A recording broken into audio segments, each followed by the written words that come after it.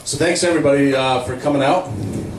My name is Eric Dubin, and co-founder of Stop Land Grab, and I've also worked with Jerry to set up Citizens for Transparent Government. Jerry's here, as you've no doubt have already met her because she's diligent and working the crowd. And we're starting a little bit later because Kirby Jackson was originally going to be speaking about minor issues. The group Galice Mining District is a formal governing body that has been established under the mining laws of 1800s, and his group was primarily responsible for putting a lot of pressure on Senator Alan Bates and his supporters, who had put Senate Bill 401, Senate Bill 848, with the objective of putting a lot of pressure on miners in particular, but also dealing with, in the case of Senate Bill 401, an addition of 30 rivers and river segments into the Wild and Scenic Act of Oregon's statutes. So unfortunately he's not going to be able to come out tonight.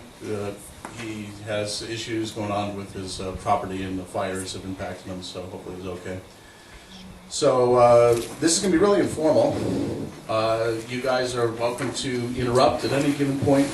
Just raise your hand if you have a question. It's something that we say that inspires something that you'd like us to drill down deeper into. We're more than happy to do that. Given the number of people here, that's going to be really easy to do, so I think that's the best format for us to follow. I basically want to give an update on the fact that the Siskiyou Crest National Monument proposal is not something that's gone away, and people in the Applegate, unfortunately, seem to think that it has. And it's a product, to some extent, of the strategy of groups like KS Wild and Oregon Wild. The advocates of the proposal realized that in 2011, when they became public with their proposal, they would hold town hall meetings and bring people out to talk about it, that the more they spoke about it, the more the local community resisted it. And I think that that's a product of the fact that some 65–70% or so of the people in Southern Oregon overall, with the exception of pockets like Ashland or areas in Williams, tend to see public lands policy issues in a frame of reference that's very similar to the way many of the people that are here today look at it.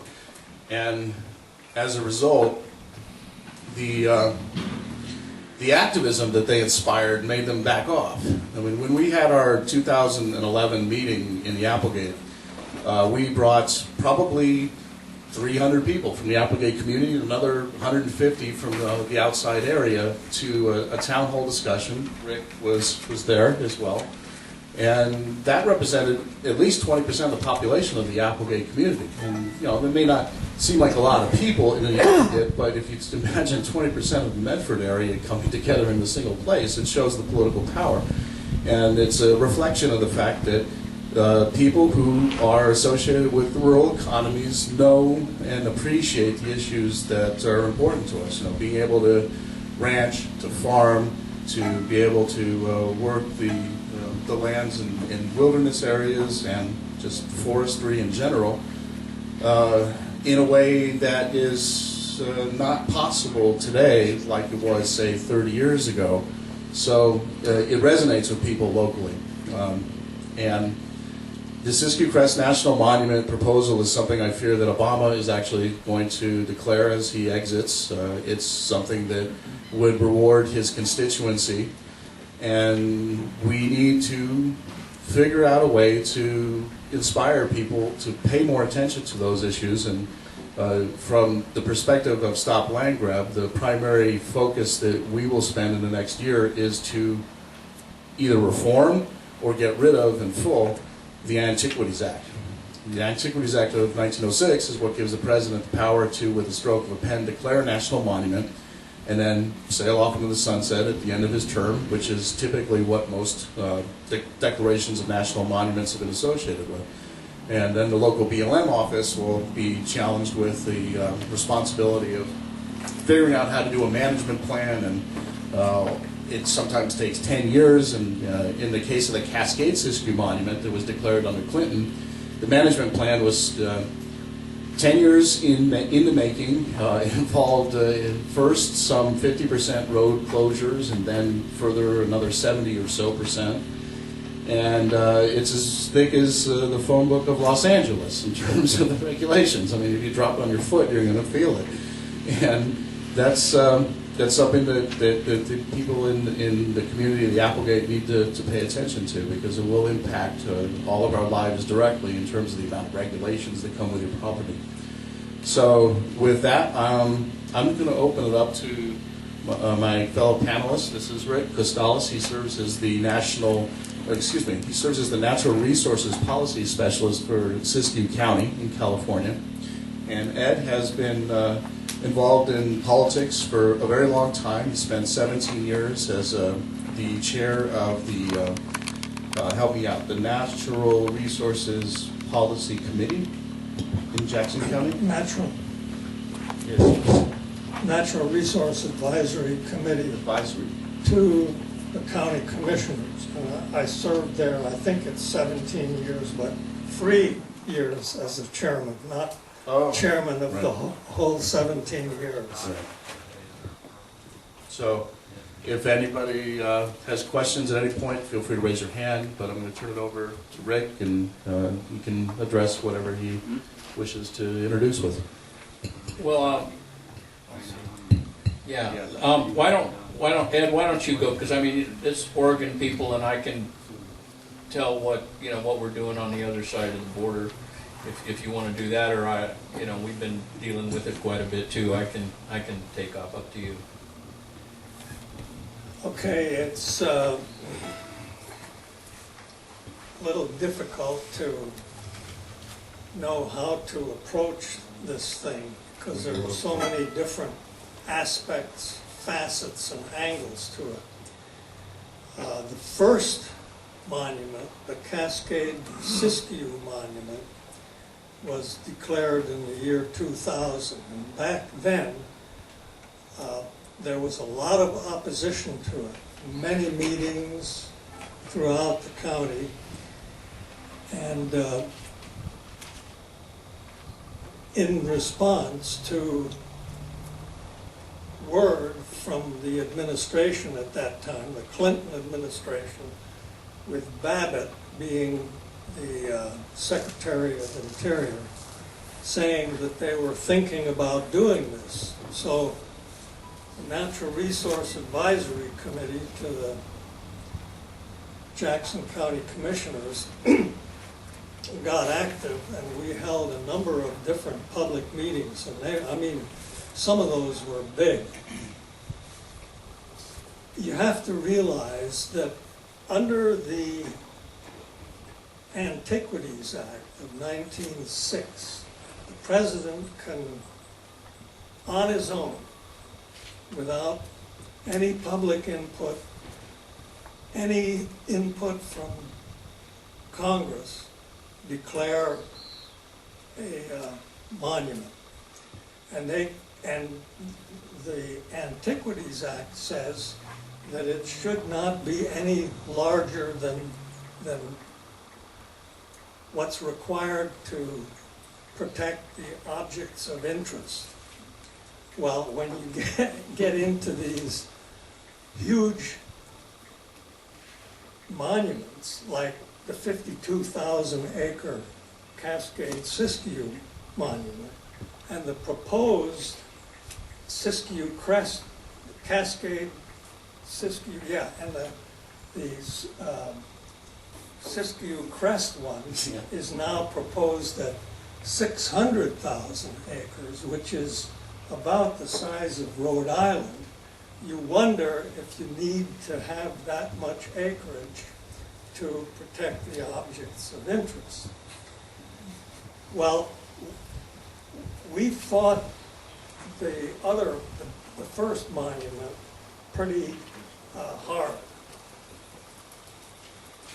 The message here is that no matter how hard we fought it or how much opposition there was from the public, the president still has the power and the authority to declare the monument. And that's what could happen in this case. The fact that the proponents of the monument are not saying much makes you very nervous and suspicious, as Eric indicated. I believe that that's a conscious tactic on their part so as to not keep the public riled up against it and have everybody pretty much go to sleep until the last minute. So what I would recommend is that all of you that are interested in this, stay alert, try and keep yourselves informed on the latest activities, and when the time comes, be ready to voice your opposition. When this was first proposed, I'm speaking now of the new monument, the Siskiyou Crest Monument, the Natural Resource Advisory Committee got into gear immediately to study what had been proposed, and we could see what had been proposed by looking at the Klamath-Siskiyou Wildlands website. They had it all laid out. So the Natural Resource Advisory Committee formed an ad hoc committee to study the proposal and find out what the effects would be. I was picked as the chairman of that committee. We subsequently divided the work up among the committee members to study the various aspects of the proposal. What would happen with water quality and water quantity and grazing? What would happen with timber production? What would happen to the economy? What would happen to recreation? And each of those topics was assigned to one of the members of the committee. They came back after a couple of weeks and we sat down and they submitted their findings. One of them even went to Andy Kerr. Some of you may know who Andy Kerr is. Andy Kerr is an environmental advocate that advises KS Wild and other environmental organizations and has been instrumental in getting cattle kicked off the range.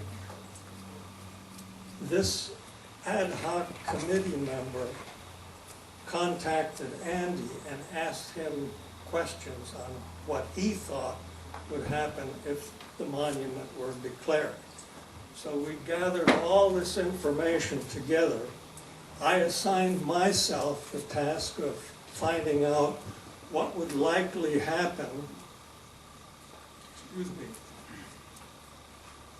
to the economy of the area if the monument was declared. The KS Wild people say, oh, it would result in an influx of tourists and people who are interested in recreation, fishing, hunting, backpacking, horsepacking, and that kind of thing. So what I did was I went to information I could get from Northern California, Humboldt and Delaware counties that were affected by the creation of the Redwood National Park in 1968 and later expanded in 1978. I was very much involved in that. And again, at that time, one of the big pluses that was supposed to happen was this big influx of tourists to Northern California to look at these marvelous redwoods in this new park. Well, I don't know how many of you have driven to Oric and Crescent City, where the park is. I have been there over the years several times, and it's almost, Oric is almost a ghost town now. And Crescent City hasn't grown, and the number of jobs in Northern California have gone down with the demise of the timber industry that was the result of the creation of the Redwood Park. So if they're going to tout the Siskiyou Crest Monument as a big creator of economic activity, they don't have the information or the data to support it. They have a consulting firm that came up with a study, but even that study said they have seen where land was reserved for recreation, the general area that was associated with these tended to have the same or increased economic activity. But the study even said that it was not created by the creation of these areas. Even their study can't be cited to prove that this is what would happen. And the only way that I think it's Del Norte County where Pelican Bay Prison is, which was built after the park was created so that there would be some employment in that part of California. It was not saved by the creation of the park. So that was my input to that study. What we then did was we submitted that to the county commissioners and asked them to form a coalition with other counties to oppose the creation of the Siskiyou Crest Monument, along with another proposal that was put on the table by the environmentalists, was to increase the wilderness area around Crater Lake Park and even create wilderness in the park.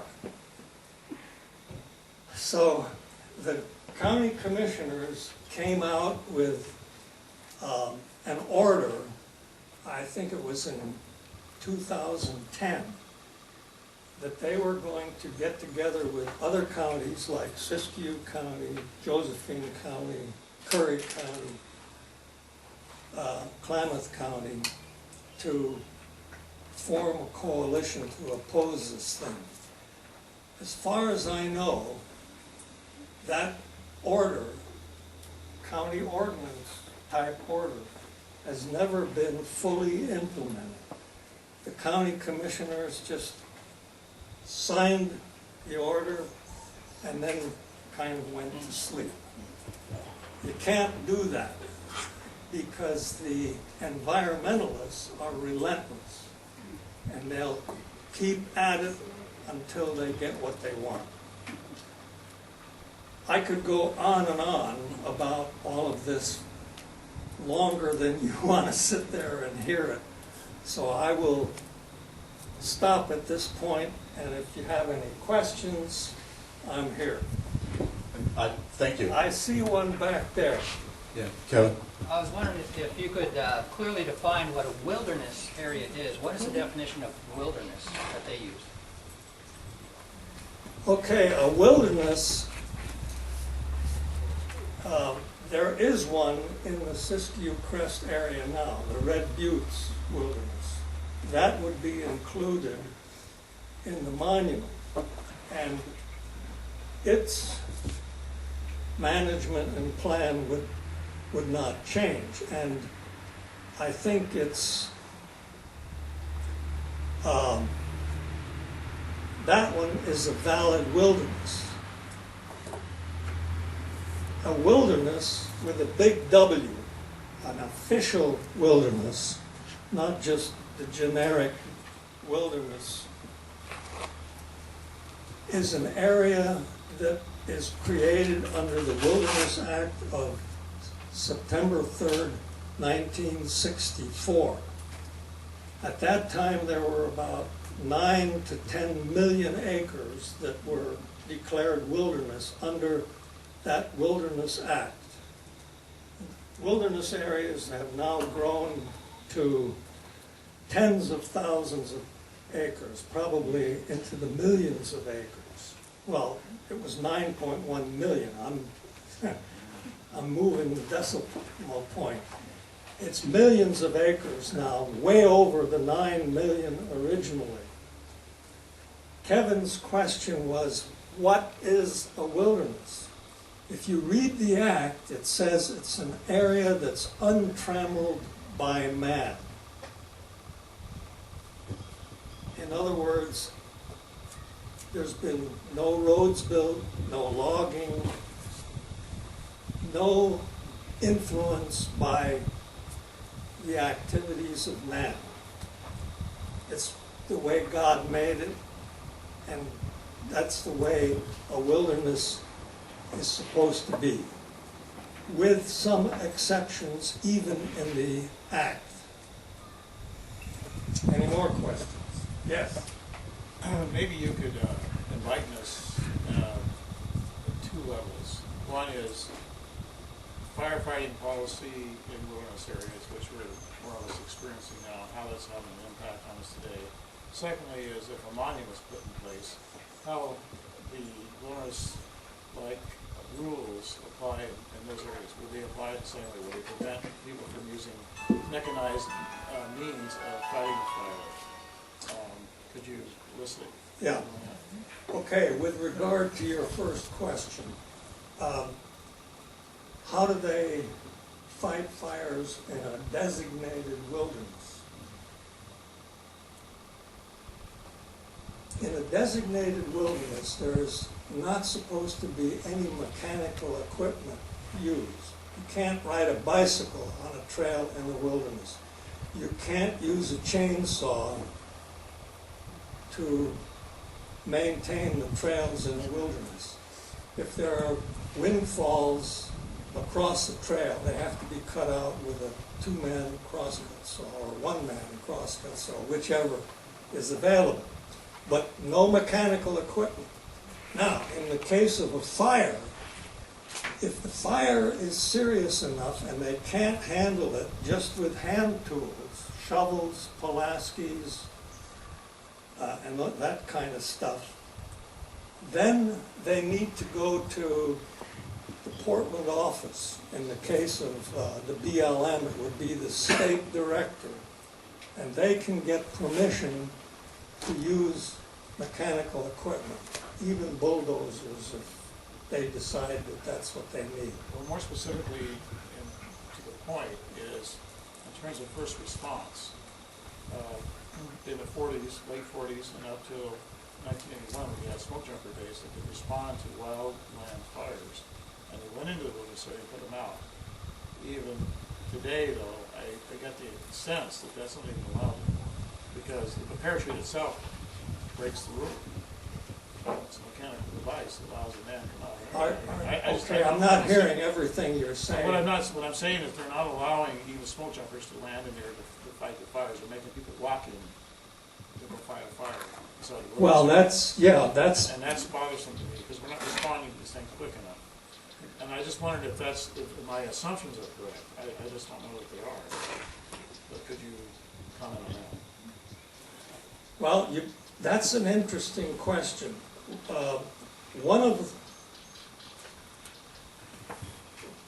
there was a fire in the middle fork of the Rogue River 3 or 4 or 5 years ago. And it got much bigger than we thought it should have gotten.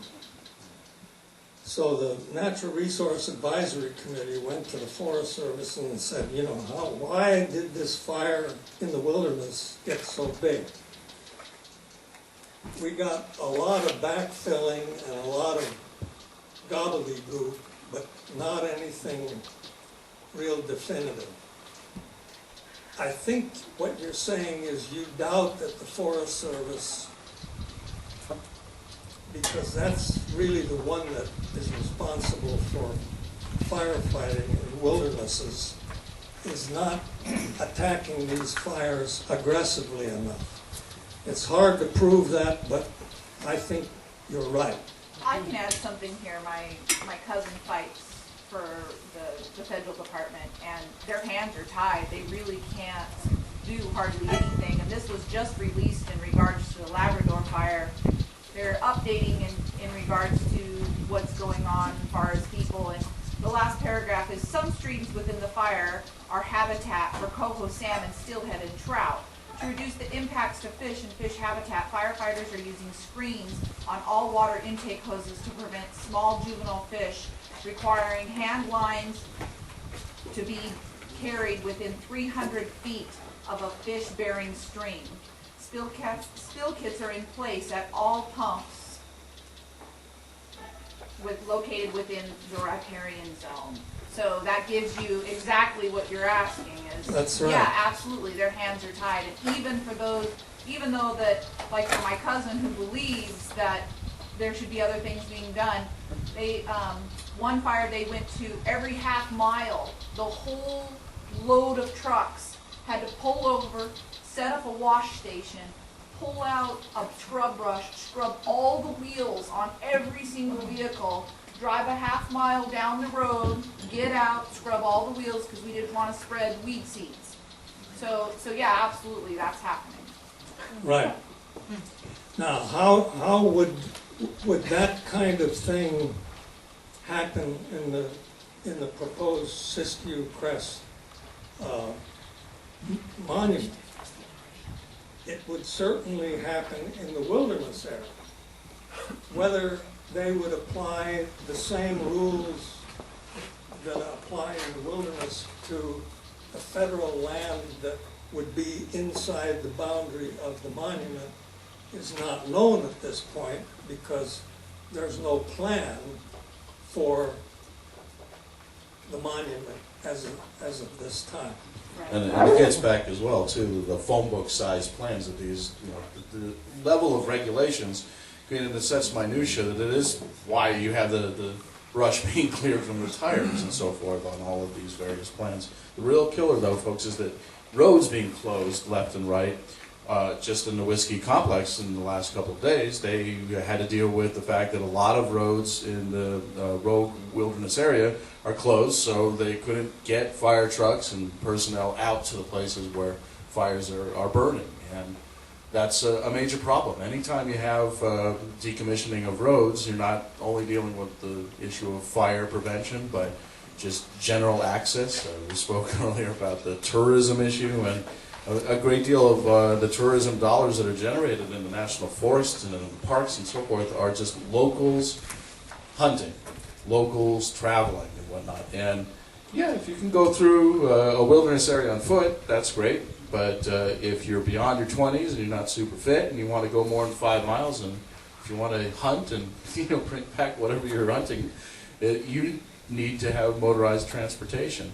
And there is very little sense of trying to find a balance between all of these various competing economic interests, safety interests, with the environmentalists' objectives of locking up lands and having a very ideological perspective when it comes to how they go about, translating their policy vision on the ground in national monuments and so forth. Clyde, do you have a question? My question is, worst case scenario, that they decide to go ahead and do this monument. I'm an amateur geologist or a rock hound, whatever you want to call me.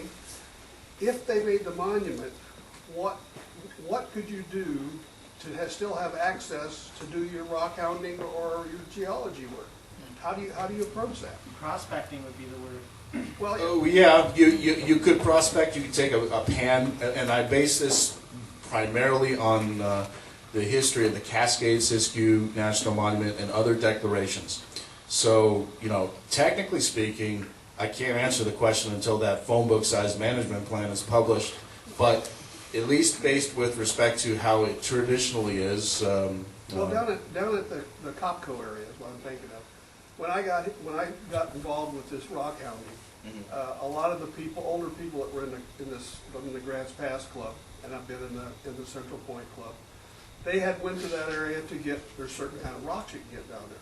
Well, when they made it a monument, supposedly you can't go in there Right. anymore collecting it. You can't take out a significant amount of the minerals. That's the restriction. Well, but my question is, when they're doing this process of how to manage that area, do you have an opportunity for input that would allow that, a minimal amount of that, not mining, just rock hounding, collecting?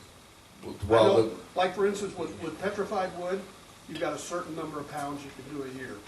If Right. you go collect down at Davis Creek in California, you got a certain amount of pounds that you can get of obsidian. And is it possible to have that done if this worst case scenario happens? the Department of Interior, the BLM, they always speak a good game when it comes to having a comment period. They solicit comments from the community, but in the final analysis, whatever political objectives are pressuring them and whatever ideological perspectives they may have in the local BLM office is what's going to be behind what gets into that management plan. And that is the bottom line when it comes to what can and can't be done in terms of the regulations in it. And as history shows, and as what you're speaking of too, we're talking about some pretty significant restrictions on what traditionally American citizens are allowed to do on our public lands. You're allowed to go and prospect, and if you were to find a identifiable mineral resource, the norm in this country for 150 plus years, without exception, was that it would have been a good thing to bring those mineral resources into the economy and to let people have a financial reward for an incentive for them to go out and do that hard work, because mining is not easy. I guess the follow-on question, like the Grants Pass Club has 3 different mines, claims, 2 jade and 1 rhodonite, and the rhodonite claim is down by Cave Junction. For existing stuff like that, what normally happens? Well, from a legal land or from a property title point of view, you would not necessarily lose your mining right, but in terms of what you could extract, if they're regulating quantities that can be taken out, you will lose that.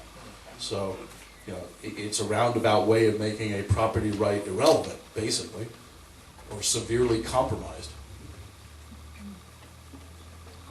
Christina? Yes, I was curious about the public comment.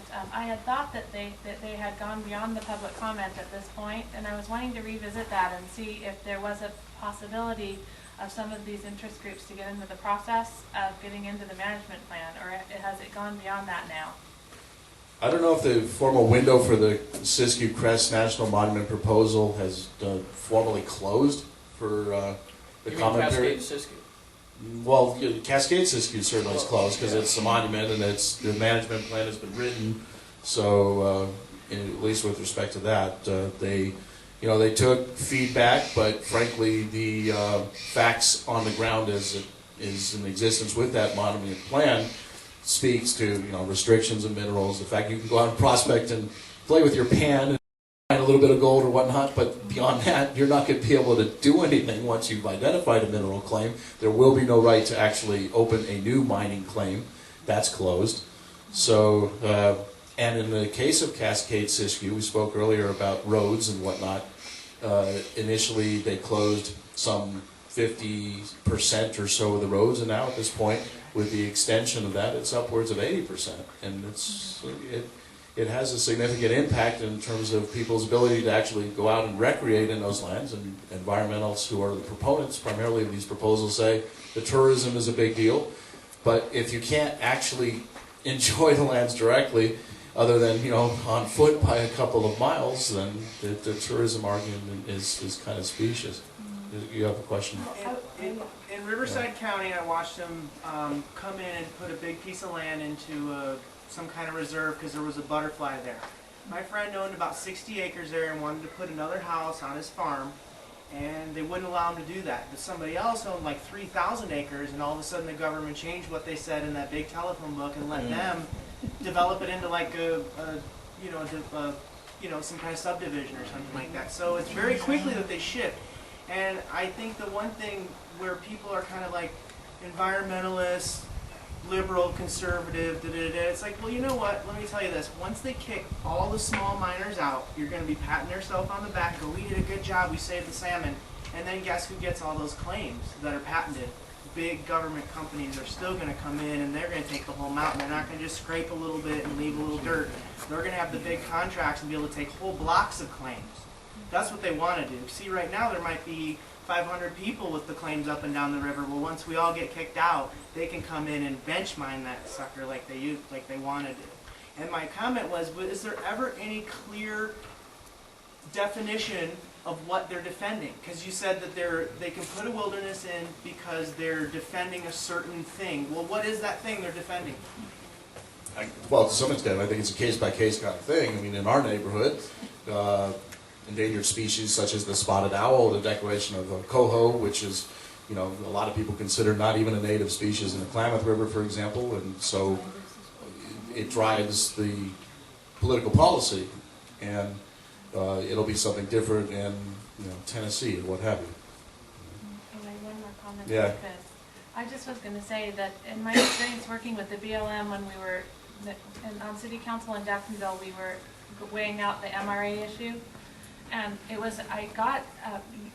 were able to meet with them, and I don't know, I just feel that if you get in on that management plan, if you're not able to stop the whole thing and you get in on the management plan, that some of these interests, such as the public safety interest, is huge, and the tracks, that there could be exceptions and exemptions made. It seems to me getting into that, instead of polarizing as environmentalists and landowner rights issues, that there is a way to, if there's a way to get in on the process, it would be wise, I would think. Yeah, and I And that's probably what you're support doing. that. That's probably what you're attempting to do here. I believe that unfortunately has been done in the case of Cascade Siskiyou. There were a lot of people were politically organized, and the facts on the ground speak to the fact that a lot of roads were closed, so there's your safety issue being compromised. And the BLM and the Forest Service traditionally have a mission, and it's even codified in their mission statement, and interestingly enough, it's not easy to find these days, that they work towards what is known as multiple use, where they try to balance the economic interests of the natural resources with the goal of protecting them and being a good steward of the land for generations to come. And to some extent, and Rick certainly can speak about this because I've heard him discuss this before, in the last 30 or so years, that mission has been watered down so much so that, frankly, you can't even find it on the National BLM website. I mean, I find it on the Nevada website as an example, and Nevada is probably either the first or the second most dependent state when it comes to mining. They have very large gold claims, and so they pay attention to these, and their politics actually reflect that. So the local communities, speaking to the management in the BLM districts that have impact and say of what politics are in the local area, have that mission statement flat out right on their front center website. And it's kind of a trivial point, but I think it speaks to the culture of the management system there versus what we experience in Medford office, and that pertains exactly to the point that people are speaking to Medford office. People are voicing their opinions, and to some extent, they're not listening. That's the problem. And they need to listen, and the way we will get them to listen is this: more people have to speak. So before we take any more questions, I don't want to lock you out. I mean, if you want to jump in here anytime. That's okay, no. Question answer, good. Yeah. Jim. Well, I think one of the things I kind of see us falling into a trap is this almost acquiescing to the idea that public land is only there for recreation.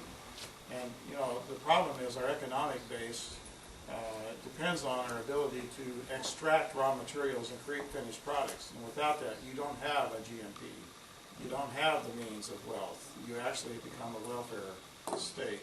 So I'm a little concerned that sometimes we start co-opting that idea that that's a no man's land as far as a profit center, and I don't think that's correct. The second thing I want to ask, and maybe Rick knows this, but when the Soda Mountain Cascade, whatever they call it over there, I had heard through rumors that everybody was worried about getting access to their private land and the roads. And they were assured during the process that that would not ever be the case. They'd always have access to their property, would not be blocked. But what I heard through the grapevine was when it came time to log private timber, they couldn't use the roads that the BLM or the Forest Service had used or claimed at the reserves because they would not allow commercial activity on those roads. Was there any truth to that? And if that's so, if we actually end up getting into that situation, we should be aware that we shouldn't stand for that. Yeah, I'm not aware of that, but it wouldn't surprise me. I mean, that's one of the things that the access is huge on these things. I mean, that's the first thing that gets impacted is people's roads. One of the things that at the time the monument the time the monument is created, the condition of that road is basically a part of that monument, and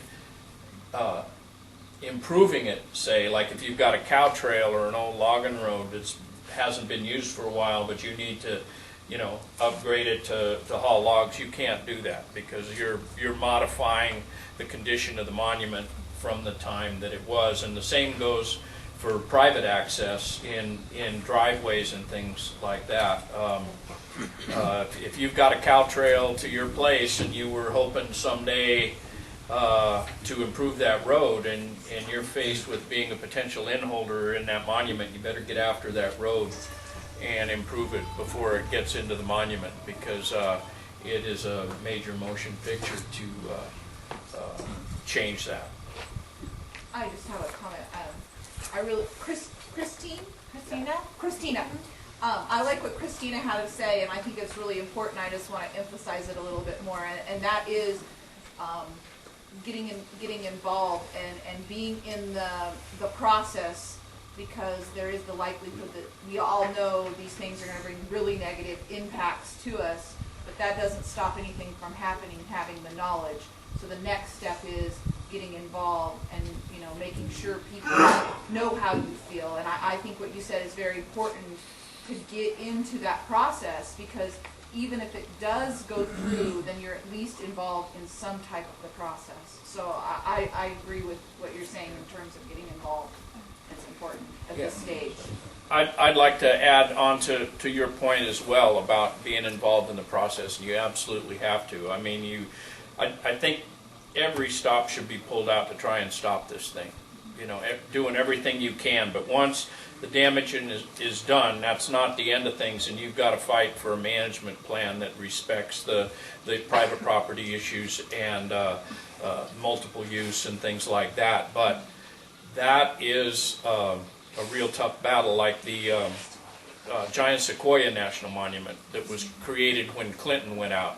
They are still battling over a plan there. They do not have a plan, and the pitched battle between people that just want to lock it up and have no human management at all, and the other people that are trying to say, hey, look, we got to do something. Even some pretty hardcore radicals and the environmental folks in the Sierras are trying to get some kind of management, acknowledgement of the realities of forest management and land management, and it just isn't happening. And so it's while you absolutely have to participate and can't give up, it's really not a solution that at this point you should count on or look to or really even have any optimism for. The best thing is to just fight this thing as best you can right now. I had one other question. I don't mean to monopolize, but I was just saying there's a rural, preserving rural American towns. We have several of them right here, Jacksonville, of course, and Applegate. And so, so that's a big concern of people, is preserving the economies of these small towns, which requires some, good road access, requires wineries to be able to do their thing. So I think in fighting it, whether you do the management route, going in and getting a good management plan, or fight it in its totality, I think that the issue of rural town America thriving is one that's very important and on everyone's minds today. So that might be a route, and I don't know whether I would be more apt to work with the environmentalist side myself as a, and get a good management plan, because sometimes I like compromises across, work. There could be benefits to a monument if there was a management plan that recognized mineral rights and landowners, but I could be naive. You know more about this than I do. Well, I mean, You just mean like a monument that protects the rights of the people? well, Yeah. yeah. That's okay. It could be I'm that simple. forever Preserve, optimistic. preservation, stewardship type Yeah. things. Yeah. Well, I know Californians aren't too popular in Oregon. Every time everybody that left the state seems to You're be still part the of the state of problem up Jefferson, here. it's But all right. I was born in Oregon, and my mom's family came here in the 1850s in Eastern Oregon. So I was born in California, and I'm here now to stay.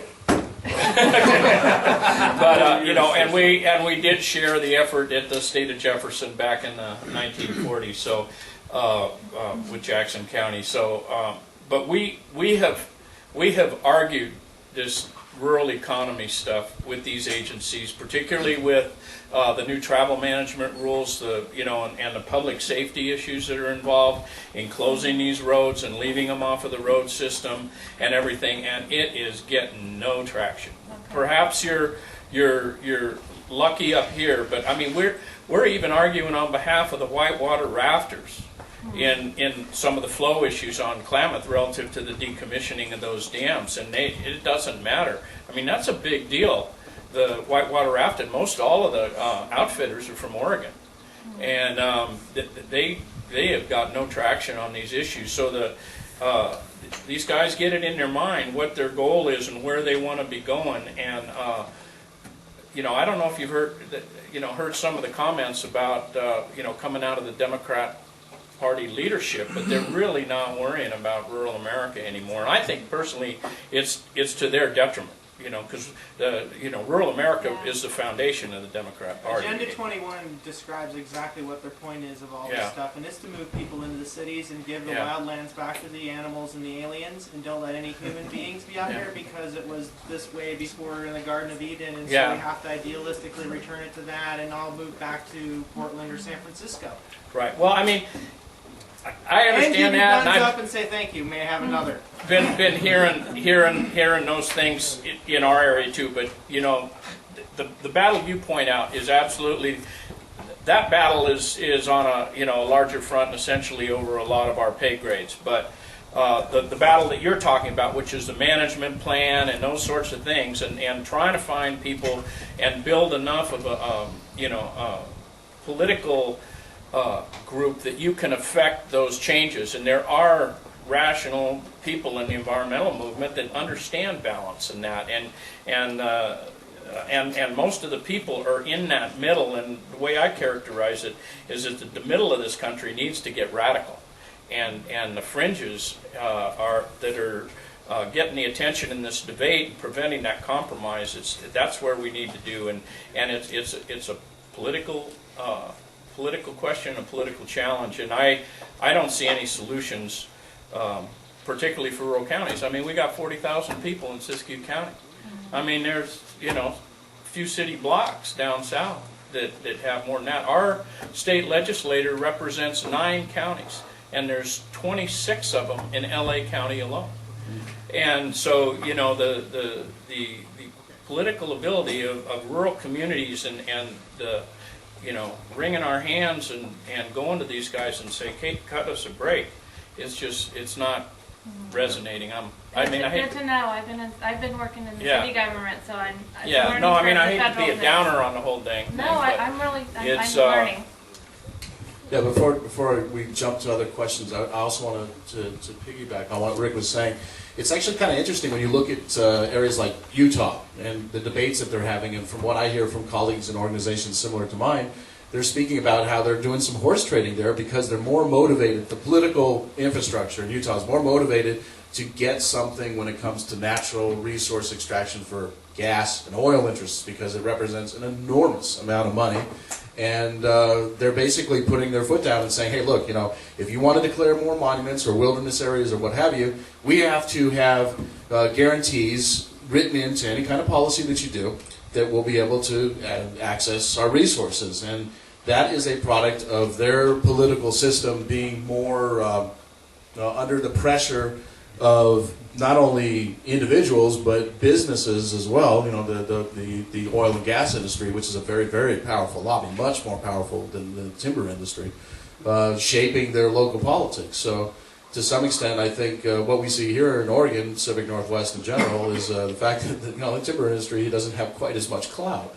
And it's a very different economic driver. But I wanted to branch off into another subject as well.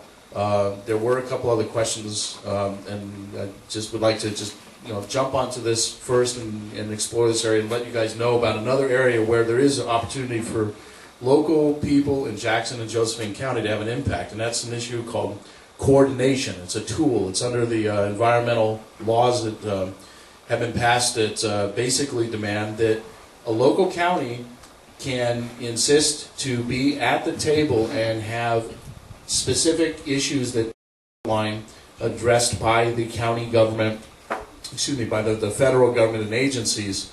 And this could be pertaining to no closure of roads. This could be pertaining to the ability to work with a management plan that did sufficient consideration to thinning projects such that we don't have the risk of wildfires burning out of control.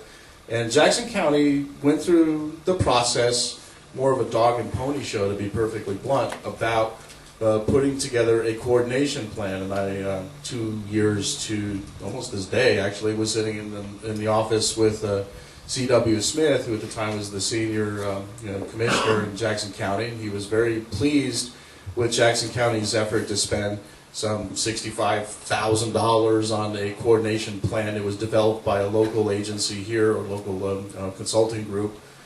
And he described it on the air just a couple of days ago as cooperation coordination, which kind of speaks to where his frame of reference is. It's not that we want to say, hey, federal government, please come and consult us and let us know what you're doing so that we're up to date with what you are planning, and please listen to our feedback. Coordination is actually a pretty popular and powerful tool. It's used in some areas, such as in Arizona, to great effect. And I'd encourage you to take a look at this. It's a subject that we could talk about in more at length later. But when it comes to the county level, Jackson County blew it. We don't have strong coordination because, frankly, the commissioners didn't want to do the work, in my opinion. And you can even probably go further and say that they just didn't feel like that was a Pandora's box that they wanted to open, because it would actually make them accountable, make them actually make the federal government sit down and listen to specific demands about Cascade Siskiyou, and in turn the prospects of what would happen with the Siskiyou Crest National Monument proposal. So I believe there's a question. Yes. Yeah. Yeah, my name is Mike Hunter. I'm one of the vice presidents of the Willamette Valley Miners Association in Salem. And living near Salem, let's say she was a lobbied widow all spring. I spent not hours but days down in the Capitol. And this is one of the things I want to bring up right now. Every senator and every representative was given a copy of this. This is a federal study on salmon profiling. You mentioned that they had to screen all of the stuff, that even pump it for fire. Their federal studies show that salmon is not impacted after, in fact, March. They're either in estuaries or out of the streams. We don't begin our mining till June, well after the window ball salmon are gone. The Fish and Game and the wildlife, they all know this, and yet they put these stupid regulations in it that curtail advancement of firefighting and stuff. they're just in dire opposite of what the studies show. Here in California, ban on mining, Yeah. the 2011 We gave them study all from that the stuff, Fish and Levy, I was involved in the state work group on mining, went down with some miners. $1.3 billion study that said mining has insignificant collective. We submitted that with Siskiyou And they County's read comments to them, and I hand-delivered it, all of that stuff to them All down this there, and stuff. it's a matter of the public record with regard to the rules, and they didn't matter. I don't know if you know Joseph Green or not, but he has a lot to do. He's an environmental research that is in favor of mining. He's actually a miner and stuff. We had 53 positive studies we gave to the legislature. They totally tuned it out and passed every bill in direct contradict to that. Yeah. And she mentioned rural. In Oregon, over 90% of the square mileage is considered rural. Portland runs Oregon. And Portland is a liberal hotbed. We have not enough voice, so it doesn't do me any good to testify for hours at the state legislature when Portland dictates what takes place. And your county won't stand up to the. They can't. Josephine County is absolutely, you don't know you. So our fight really is to change our legislature. We need to get people out of there that are not just party line voters. So big fight is actually political. You used the word 3 or 4 times. Yeah. It is political. And it's also- I talk myself silly. They don't know my name. It's also really, really important when you have these casual conversations with people to just stress that we have a political policy that's not informed by science. It's informed by ideological perspectives on the environment. And that's really the bottom line. I mean, all of these bills, Senate Bill 401 and 838, that we've been fighting throughout this whole legislative session, were totally divorced. emotional. Yeah, it's driven entirely by an ideological perspective of, one, being against miners, and two, justified on the protection of fish, when in fact small-scale mining actually is arguably beneficial for the fish. Yeah, you know, one of the at the heart of the issue that you're talking about is, you know, when you know, the Reynolds versus Sims Supreme Court decision, where they reapportioned all the legislative bodies in the United States on the basis of population. I don't know about Oregon, whether you guys had a bicameral legislature along the federal lines, where in the lower house it was by population, and in your state senate it was by county. But that's the way it was in California. And California was battling up through World War II between urban and rural and this and that, and they'd had a number of ballot initiatives in California trying to reapportion the state legislatures on both of them, the Assembly and the Senate, on the basis of population. And Earl Warren was governor at the time, and he said, by God, you know, we're not going to allow that reapportionment. But then when he got to be Supreme Court Justice in Reynolds versus Sims, he reversed himself, and every state legislature in the country was reapportioned on the basis of population. So that's when rural counties lost their vote. And if you look at the time, there was actually, when that Supreme Court decision came down, Everett Dirksen tried to get a constitutional amendment to fix that. And a quote from his at the time said, if this goes all the way it's going to go eventually, he says, Los Angeles will control California, and Chicago will control Illinois, and that's what's happening here. You know, these population centers are controlling these states, and that is the nut we've got to crack. And I don't know how we're going to do that with that Supreme Court deal, but it was all on the basis of one man, one vote. And they said that it was unfair that these rural counties could sort of overwhelm the popular vote of the urban counties in the upper house of the legislature. But then you look at the other side of the coin, we've lost our vote. So we are now on the wrong end of that stick, and somehow there's got to be an issue that gets to the heart of the matter, to where how rural counties have been completely politically disenfranchised. And I don't know what that is, but there's got to be some, you know, legal strategy or something that's going to get at this, because it's killing this country. I've traveled with, you know, people for the USA when I was out all through the western states. You know, in the South, you know, just got done going through the South, and all rural areas all over the country are faced with the same blues we are. I don't know what to tell you. So, was there a question? I've got a here? This gentleman right here. I did have a comment, because I hate to say it, but Rick, I have to like adamantly disagree with you about the understanding of what this guy over here was saying, because unless you understand the whole perspective of what's going on, because I mean, the reality is we're all being restricted from the resources of our environment, but there's a reason that they're doing it, and unless you understand the reasoning behind why they're doing it, you'll never be able to effectively fight them. I've been attending meetings like this for many, many years, and we all get together and we all talk about what we want to try to do and how we're going to fight it, but the reality is there's an agenda that's already set, and they're already pushing it, despite what any of our opinions are. And that guy has it exactly right. It's Agenda 21 that's being pushed down our throats. And if you look at the history of what's going on, that's the only way that we can fight this stuff. And this effort right here, recalling Senator Bates, that's one of the best things that we can do right there. And like in my personal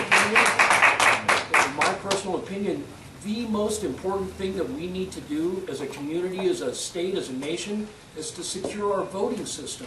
Because our voting system, the entire voting system of a free nation, is controlled by 3 companies that are proven to be corrupt. So we can all batter about and do this and that and another thing and try to get folks in office, but it's all theater. It's all being manipulated. Unless you have a complete understanding, we're all spinning our wheels and wasting our resources. So I just want to say, people really have to do their homework and understand why this stuff is being pushed on us. The GMO argument. You know, we all talk about GMO food, and they're trying to force it down us, but people don't talk about GMO. It's genetically modified organisms. Britain here a couple years ago had 150 human embryos that were genetically modified that were brought to term. But they said that they killed them all, of course. But we're all accepting this stuff, and there are people that are in control that are doing things that we all need to really know what's going on. And so, I hate to say it, but it's not above our pay grade. It has to be our pay grade to get involved in these other things. Well, what I'm saying is you know, you're identifying the problem, and what I'm saying, you know, above our pay grade wasn't a good characterization. I got what you meant. But you know, Well, I understood what you say, but the principle that what we need to do to overturn that and fight that are the most basic principles that underlie this country, which is, and that principle is our vote and our say in our government. We're back down to European, you know, when we were fighting King George and we had no representation, and that same principle that was valid then, that's the principle in the Declaration, is the one that's valid now, and this Reynolds versus Sims thing, it has gone to this deal to where now that principle is violated, and that is the hill you've got to stand on, is that principle, not fighting Agenda 21 or this or that. That's, to me, that's the way you fight it, is you stand on those basic principles, because every American can understand them. Every American is not going to understand Agenda 21, and they're not going to, you know, it's a hard sell. I've tried, I know. I understand, and I've had people's eyes roll back. Yeah, no, I know, and it's a hard so sell. What the tactic is we've got to get back to these fundamental principles where, you know, Americans have the right to control their destiny, and they have the rights of private property, and all those things are what we've got to communicate to win this one. I totally agree with you. Absolutely. You know, the environmental thing that because I am an environmentalist, I love trees, I grow organic food, I've worked on organic farms since I was a teenager, okay? Here's the thing, what they don't understand is the government is using them to get what they want and voted. Right. So let's say the dams get taken out because of the salmon, well, the repercussion of that is we go to more nuclear energy. So we played right into them. The environmentalists are like, let's save the salmon, get rid of the dams, and we played right into the nuclear plan. So where's our energy now? You know, coal maybe, which is mined, and then nuclear, because I live right by the Gold Ray Dam. So why did we take the dams out? And how do you feel about the dams in your county? Oh, our county's fighting it, has fought it tooth and nail, and the you know, you can't conceivably the dams, if there is a way to take those dams out and restore everything and do everything, and the money is there and this and that, conceivably it could work. So the county's position is not dams in come hell or high water. It's just that the case they're making is so absurd. It's too expensive. There's no guarantees that anything is going to happen. The National Research Council has already said taking the dams out isn't going to assure the fish coming back. And your senator in Wyden in his thing said that that is one of the 4 conditions that he needs to be assured of before it goes, is that whatever's done is going to have to lead to the recovery of those fish. And just taking those dams out is not going to do it. So our county, we have fought to get, you know, adequate science. We've brought all kinds of science that conflicts with you know, their science, and have not had really any adequate response or any. Same thing, it's like the miners things. You give them the science and they just completely blow it up. Every senator got this thing, and in the Senate, it was the same as toilet paper. Yeah. They didn't care. They were knowledgeable. Yeah. It was not important. Yeah. So, Tom, you had a question. I think that fundamentally that I'm from the Midwest. I've been here for 7 years. I'm a farm boy from the Midwest, and you mentioned Chicago. Chicago's run the state, and all the farmers. And I would love to see the farmers kind of dictate how Chicago or New York or whatever should run. You know, tell the people they can't go out past 8 o'clock because it's dangerous, but that's not going to happen. But fundamentally, my concern is that every group that's been able to come in, talk about this politically, where you get input from all the citizens, I've never seen it and I'm not that old, I'm 58, but I've never seen it work at any time. And what does happen, once you do come in and say, okay, we're going to get some input, you've already agreed to the process.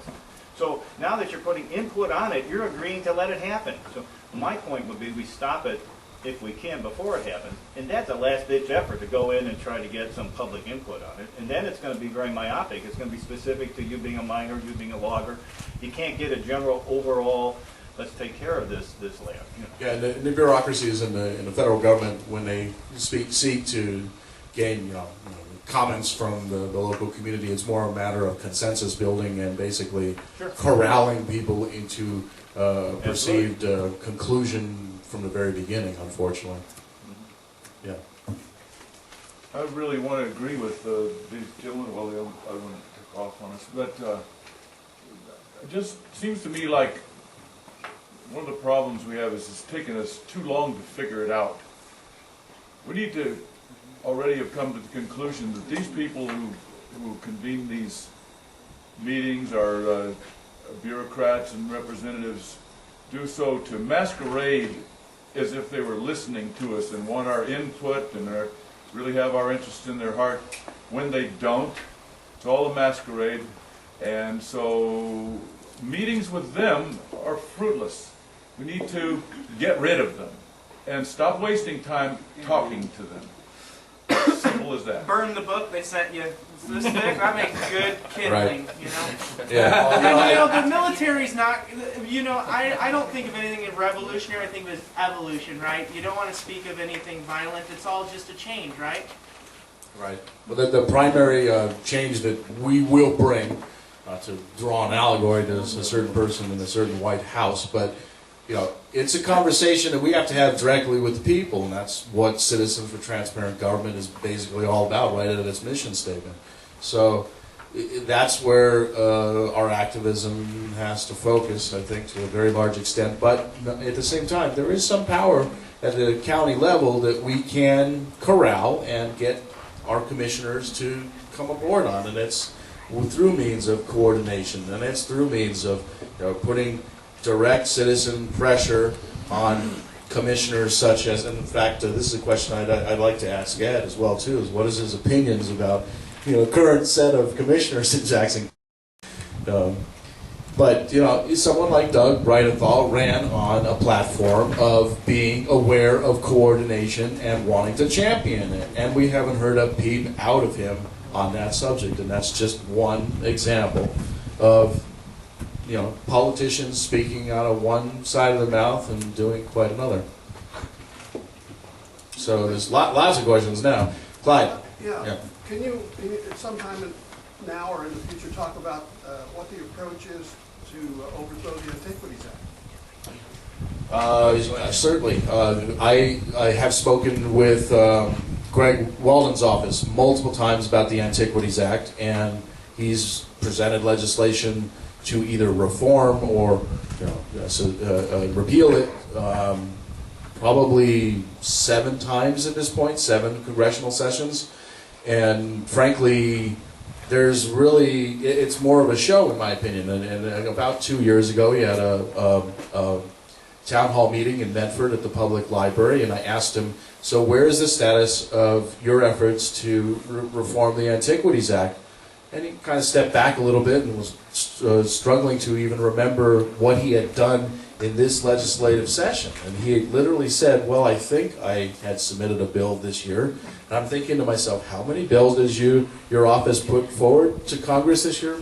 You know, Representative Walden? I mean, this is supposedly something he champions, yet he couldn't even remember that he had submitted the bill in that session. And one of the things that Stop Land Grab advocates is that all of the offices of representatives who have taken an interest in this in the past need to speak to each other, get a unified bill instead of the 6 or so that were in the last session, and work to build co-sponsorship of that throughout the Congress such that it has a chance of passing. And in the wake of the Clinton fiasco when it came to the Utah Declaration and declaring literally on the ground while he was meeting with their local politicians that we're not going to declare a monument. Yeah, literally in a plane flight afterwards, he was processing the legislation to execute the Antiquities Act for a monument in Utah. What happens if we approach a Democrat to ask him the same thing?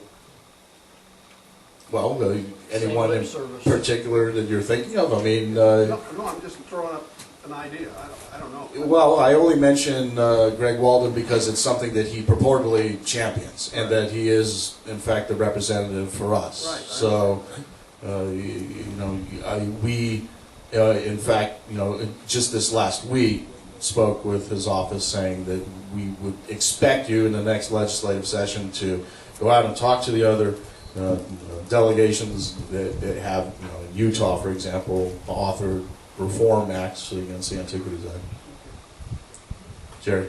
I just wanted to talk I was going to thank the gentleman for mentioning that, because, in doing this working with citizens, and I hear a lot of complaint, and doing this for several years now. I was with AFP, Americans for Prosperity. Every month we did an education seminar piece about Agenda 21, trying to educate people, and after a while it got very frustrating because people did understand it. They're like, okay, I get it. Okay, now what? And they didn't. And that's actually where Citizens for Transparent Government was actually born, to just go do. Okay, but I will say that everything, whether you understand the Agenda 21, which we have been insisting that elected officials understand it, because they're up there going, yep, I get it, and then they vote things and we're like, hello, did you not see that coming? Because everything is in flowery language, everything sounds it looks good on paper, and then you read the implementation and you go, whoa, this has nothing to do with this. So you have to know, you absolutely have to know, as an elected official, the whole Agenda 21, UN Agenda 21 Sustainable Development. But whether an elected official does something or does not do something, he does so or does not do so with your permission.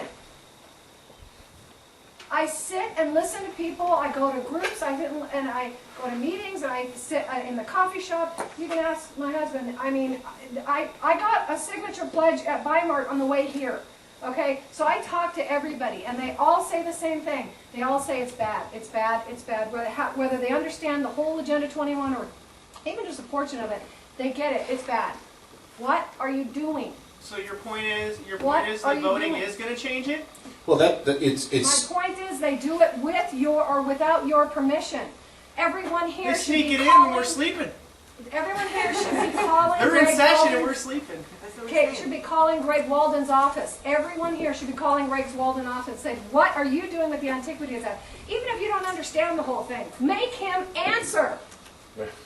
Because it can't be Eric, or it can't be the same 10 or 15 people. They've got to hear it. And in this recall, what we're doing here is not just recalling Senator Alan Bates, and we will recall him.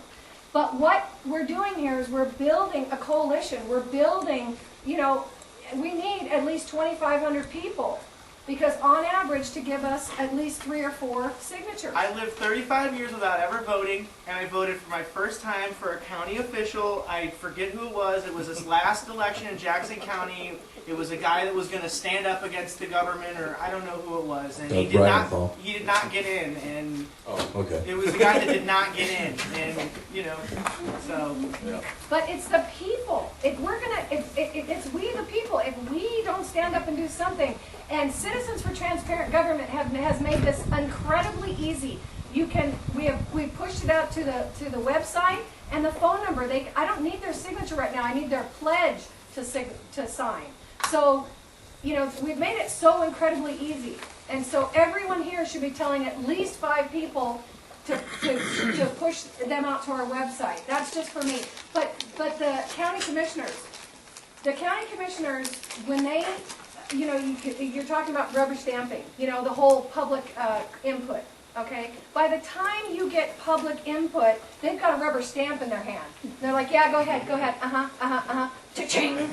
That is what happens, because whatever that legislation is, whatever it is that they're working on, they've been working on that for 6 months. So the public, for example, in Jackson County is Wednesdays, okay? Tuesdays and Thursdays is when all the action happens. That's when they're working on the staff meetings and the work sessions.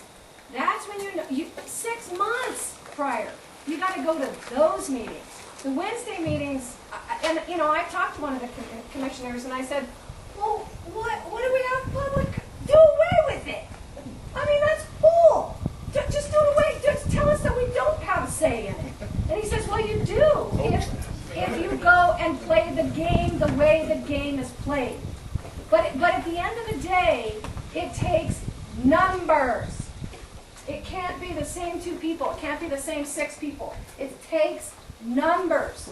And if it means that you spend 2 hours a week making sure that you educate your friends, making sure that you get somebody to a meeting, whatever it is, do something. I don't care what it is. I have a question for Jerry. You suggested we call Greg Walden. Can you give us any encouragement? One instance when he's ever done anything that was his job that benefited us. One time. Tell us one time. When it's had a good effect to talk to him. I don't know if it'll have a good effect, but you, as long as you sit silent. I'm not sitting silent, am I? You have his. He is operating with your permission as long as you sit silent. And it's not just about talking to Greg Walden. The fact that, you know, for He's example, the first one that has to go, is my point. well, and that's something that I can support, frankly.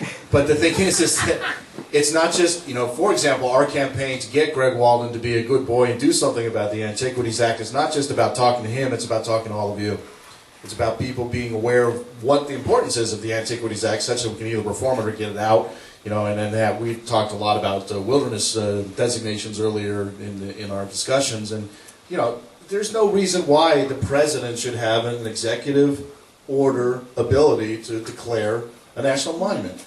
Wildernesses are declared by Congress, and it's by definition a more democratic process where people can have at least some ability to pressure their local representatives who will shape whether or not they vote yes or no. So, yeah, I mean, Citizens for Transparent Government, you know, is focused on bypassing the conversation with the, you know, person in power that they seek to motivate. And politicians, by general rule, are not leaders; they are followers. So, yeah. But well-paid followers. Would you move your lips again? That's not something I understand. So if we get 10,000 people to sign this recall, do you think they're going to listen at that point? When I think was they in the will. legislature area talking and stuff, Bates is the worst, but there are 20 more just like him. Yeah. Okay, they will pay attention after he goes. And Exactly. I think that's we'll have signatures that we know we can get on the next one. And as well, the general public will pay more attention because they realize that we're actually being able to bring results. And that's important because most people feel apathetic because they don't feel that they have a say anymore in our political process. They're disenfranchised. They don't connect with it. or It have a doesn't. say in it, or recognize that it's legitimate. I mean, that it's actually, for example, in some states, I mean, in some counties, there was 110% of the people voted for Obama. How does that work? I'm not a math genius, but I'm pretty sure that's, and speaking of that, Tom, I'm gonna put you on the spot. Tom went to a meeting in Grants Pass, True the Vote. Yep. You wanna share about that? Yes. Back to numbers again. A total of 7 people there Wednesday night at the Lions Gate Church in Grants Pass. The speaker was a guy named Matt Armstrong, I think that's it. He was right next to the woman that founded True the Vote, because she found that there was a lot of unacceptable things going on in the Harris County election process in Texas, in Houston. They are on a nationwide tour, really, trying to get more people involved to become educated, volunteer to be monitors at the election offices on election night, to oversee the vote counting, the procedures in general, the security for ballots, all kinds of things like that. So it's not just standing at the door when people are coming in to vote. It's monitoring the process after the polls close. They're in 35 states now. They intend to be in all 50 states by the end of the year. Well, that's good. I mean, electronic voting machines are a bane to our democratic republic. I mean, we know there are countless documented cases of fraud. It's just, it's pathetic, even to the point where they're trying to make media organizations not take exit polls because they're afraid that what those statistics will show make the outcome in the voting machine process transparent in terms of its corruption. So it's a big problem. Anyway, it's another group that is trying to do something, trying to gin up a critical mass of people to be involved, to be aware, to actually physically go someplace and oversee something and publicize the irregularities.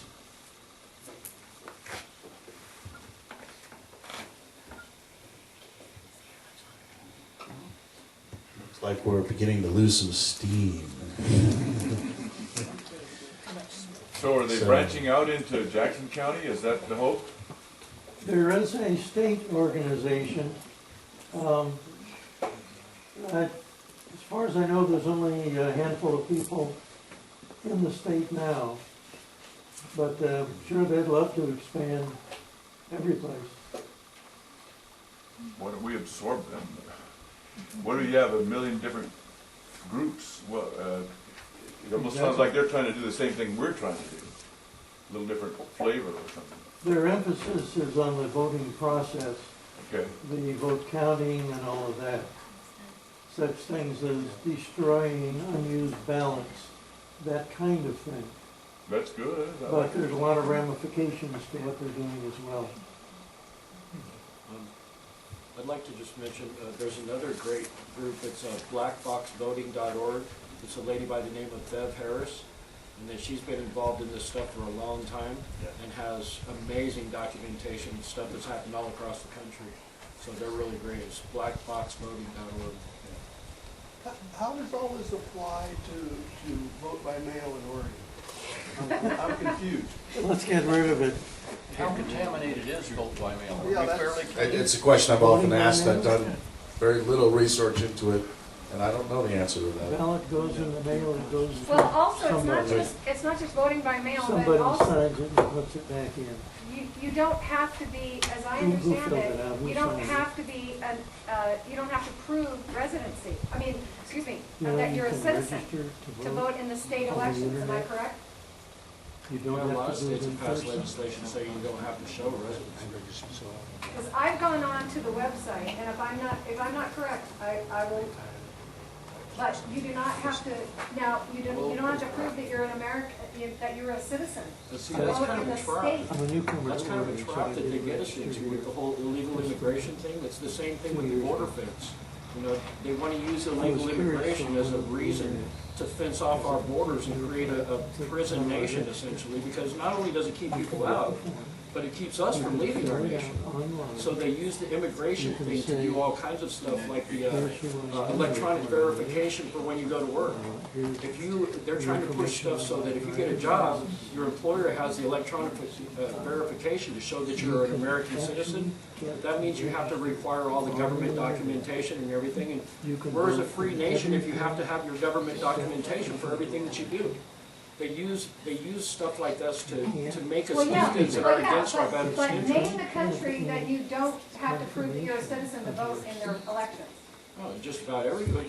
There's no other country in the world that requires. But Jerry, there's a big electronic difference between voting. voting and working, and the right to work. Right, well, yeah, absolutely, the right to work, but I'm talking about voting. You don't have to prove, because I've gone through Yeah. to the website, and I, just for grins, I went in there and said, no, I don't have a driver's license, and I don't have a social security, and it was going to register me anyway.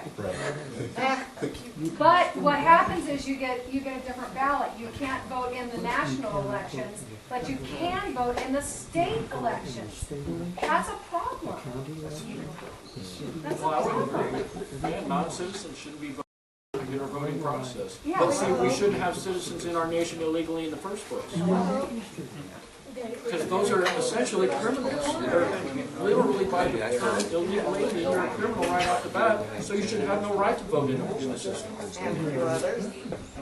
you signed up? Yes. Just before the time runs out here, we came here to find out about SB 401. Okay, And it sounds like everything else that overwhelms that. I would really just Well, like to know about it. it's interrelated directly, and in particular for the Applegate, it has a profound impact. I have not attempted to look at, like, say, for example, Google Maps and follow the trail of the Applegate River and the Little Applegate River, and then correspondingly how many private properties fall within that quarter-mile riparian zone on both sides of each river. But just off the top of my head, and knowing, you know, the neighborhood as I do, living here for now 5 going on 6 years, is that we're probably speaking of at least 50% of the people in the Applegate that have their properties falling within that riparian zone. More than 50. Easily. And that alone is more than the number of private properties that fell in the direct, boundaries that were proposed with the Siskiyou Crest National Monument and the hyper-regulation that would come with that. Yet at the same time, in talking to a lot of people in the Applegate in leading up to this, event, and just generally speaking, frankly, most people have never even heard of it. And I think that was a process actually of what Alan Bates designed. They did not speak to anyone. I mean, I'm friends with the treasurer of the Southern Oregon Winery Association. They represent 40-plus wineries. And I asked him, did anybody from the Bates office talk to you? No. I've also confirmed the Rogue Valley Association of Realtors had no conversation at all with Bates. You're talking about, economic interests that are very significant for Southern Oregon. The wineries in particular probably are the strongest segment of our economy and continue to grow. And if that SB 401 were to pass, it would be very likely that no future wineries would be established. You'd have to jump through multiple agencies to get approvals for supplemental water rights or building a tasting room, or any kind of change from an existing property would have to be scenically desirable within the regulations that come under wild and scenic. So, in a big picture point of view, SB 401 dealt with what was estimated to be 14,000 miles of river and river segments, 30 named rivers, Applegate and Little Applegate being among them. And if you take that quarter-mile riparian zone on both sides of each of these waterways and you total up and multiply by 14,000, I came up with 4.5 million acres, and it seems that I was the only one that did that arithmetic. And I was thinking, why is it that no one in the media is actually talking about these facts? And it's very clear that that was not by accident. The proponents of this legislation did not want to have a public conversation about this, and that's wrong. The original the Oregon Wild and Scenic Act was, put by initiative petition, and 2/3 of the citizens of Oregon voted for it, and it dealt with only 5 rivers and some 500 or so miles, and it was more getting back to what we were speaking about before, about balancing environmental interests and concerns with economic interests and private property rights and so forth. That was far more of a consideration at that time and era, and we've entered a different era where politics, when it comes to environmental issues such as rivers, is informed by just ideology and not science, and that's one of the things that we need to hammer, because people can understand it. The average person can come to know what's going on in our political process because they're hiding it, and that's what is in fact the objective of Citizens for Transparent Government, to use Bates as a case in point. But he's not the only one on that bill even. There's Certainly. two senators. Sure. Two senators. It sends a message, though. It sends a message to other politicians that people are watching, and that But he sponsored it. He Yes. co-sponsored it. There's 2 of them. Okay, Sorry, I forgot. we'll recall vote. But what I'm trying to say is, what's happening to it now? Where is this? What's this? Okay, status? yes, That's what I was gonna say, what's your So, question? generally speaking, when opposition began to form, the Farm Bureau in particular was probably the largest single organization that raised some opposition to it, and Bates's perspective was that they just back off, not declare defeat, but transform the bill by amending it, and what is now basically what I call a study bill, where they propose to look over these 30 rivers going forward and then report back in January of 2015 which ones should be prioritized to be declared wild and scenic, and then we will start the whole process over again. In 2015, we will very likely see legislation that deals with some named rivers. They probably won't do all 30 at once because they've been outed, but the risk of the applicant, for example, or Little Applegate, could be that they'll name those rivers, and probably not, given groups like Citizens for Transparent Government and Stop Land Grab and our activities in this county. That speaks to the fact that the Siskiyou Crest National Monument went quiet for a long time because we became politically active. So they figured their best strategy was to just pretend that they're not advocating for it and hope that they can convince Obama to declare a national monument in the end. And it's very similar to what's going on with the whole lack of public conversation on SB 401. So I don't know if I fully answered your question. It's not dead. Oh no, by no not passed means. in any By no means, it's not dead, and it will be something that will certainly involve a number of rivers in the future. Maybe they ought to propose. Maybe you ought to propose the lower reaches of the Willamette River should be included. Yeah, well, yeah. I'm a little bit distracted because my dog is apparently chasing the dog of the manager of Cantrell Buckley, and that's probably not a good thing if they get into a fight. Politics. Yeah, dog politics. I mean, what are things? Yeah. So, Patrick, a comment or a question? Yeah, I like to have fun. So I just would love it, unless I've missed it and it already happened, you getting on the radio when Alan Bates is on with Bill Meyer, and then just bring up that thing, well, did your office even talk to any of those wineries, any of them, and embarrass him on the radio? That's what I would love. Well, to me, I would pay to hear that. I would love to do that, and I'd probably only be able to do that if Bill Meyer was not telling Alan in advance that I was going to be on the air, because... You just call in. Yeah, right. I think point taken. Yeah, what you just said. What you just said a couple minutes ago about if you just asked him that directly when he's on the radio with Bill Meyer, I would pay to hear that. I would love it. I would just be party time. Well, it would be better if it wasn't Eric, if it was somebody else, because they might know, wouldn't answer it if Eric called. No answer is embarrassment in and of itself. And in fact, as Citizens for Transparent Government gets more active with respect to Bates, that surprise phone call will happen. Let's hear it. Yeah. I wanted to have it. Okay. Yes. Okay, I realize the scare tax, you said 401, but there is an issue that even makes it pale. Next session, the Department of State Lands, Bill Ryan, is proposing the 404 assumption. If you know anything about the Corps of Engineers 404 process, that gives the Department of State Lands authority to control water from raindrops to ocean. Right. It will make the 401 scenic rivers look kindergarten. And Yeah, you're going to fight that. And we spoke briefly before about Agenda 21, and in my opinion, I think waterways are the ways that that whole philosophy of managing both populations and our environment is being executed in Oregon in particular. Christina? Oh, I was curious about this timeline. You said 2015 to get back on which rivers?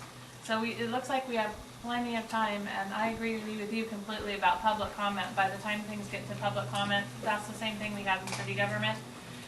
But engaging in the actual management and committee meetings and one-on-ones, with BLM and that sort of thing, in a management plan situation, when would be the timeline to know if they did declare this area to be wild and scenic and do that sort of thing? When would be the timeline that you could, like, say your fallback position is to engage in that management plan, getting, interests represented from the economic community? It's a little bit different when you're speaking about the Oregon Wild and Scenic Program because, all that has to happen is that the legislature passes a bill and adds X number of rivers to the program. There isn't a management process that's governing the land thereafter, which Just with the monument.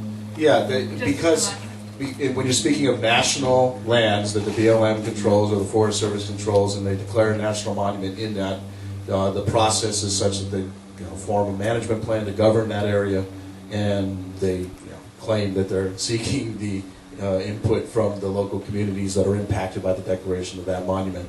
So when it comes to something like Senate Bill 401 or any other form of a declaration of wild and scenic on any given river, it's really just a question of just direct political pressure on that conversation. We have to speak to the public and inform them about what regulations come with these declarations and what are the impacts when it comes to the economic impacts, for example. I don't think most people in Southern Oregon, and in particular in the Applegate community, would agree with anything that would block the establishment of new wineries. Right, exactly. So And I think sometimes that management situation, getting in on those plans, I don't see that, again, it's the city government. We could talk to all of the parties and make sure that the recreational uses for the MRA situation, for example, that we were working with the BLM to make sure that it was balanced and that sort of thing. And I just I don't know, but I know you're trying to stop it, but I'm saying when you get to a certain timeline, then when do you fall back in and get in the game and get your needs into the plan? And that's something to really be watching for, like go to win your point and then discover when do we get in the process to get represented in the, as a fallback. Frankly, it's just an issue that Alan Bates needs to leave, and other politicians that support it. I always look at what happens if that doesn't work. The point is, Christina, is that a lot of interests attempted to introduce a discussion about science when it comes to fish and the impacts of mining, placer mining with suction dredging that's defined in Oregon law by use of a 4-inch nozzle and over a period of time on the calendar where there are no salmon spawning runs. And these regulations were designed by biologists, not bureaucrats. Right. And having this conversation with Alan Bates is like talking to a brick wall. The miners did try. There was a lot That sounds of... like it. I mean, there, really. Well, it's a public record fact that there was a lot of scientific documentation proving with the balance of the evidence that there's no negative impacts to fish that could be proved that are significant. That's really the peer-reviewed science conclusion at this point, and it's been that way for decades. Even though, in California, when they, what was it, Rick, 2009, when they did the first, moratorium to study placer mining. I think it was 2009. It's like, okay, let's forget about all the studies that were done before and declare that we need to study something again. And it's kind of a circular logic. And it is political theater. It's not something that the politicians are serious about. Rick.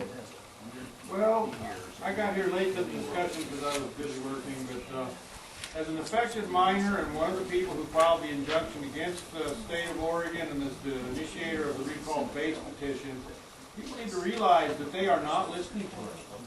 We can have all these nice discussions and try and reason with them. They ignored us. They refused to meet with us. They refused to discuss anything with us.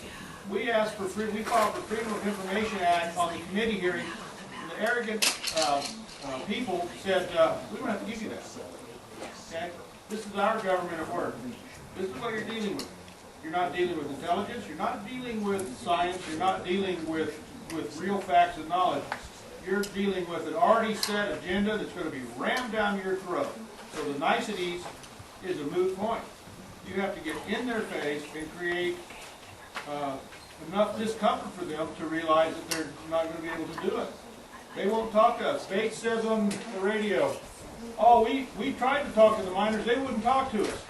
We sent 4 certified receipt return letters to Alan Bates trying to discuss this with him. We challenged him 3 times on the Bill Meyer show to debate with us. He refused. Alan Bates is a liar. You're dealing with liars. You're dealing with thieves. And that's what these people are. You got to take off the nice gloves because they do not care what you want. They do not care what you think.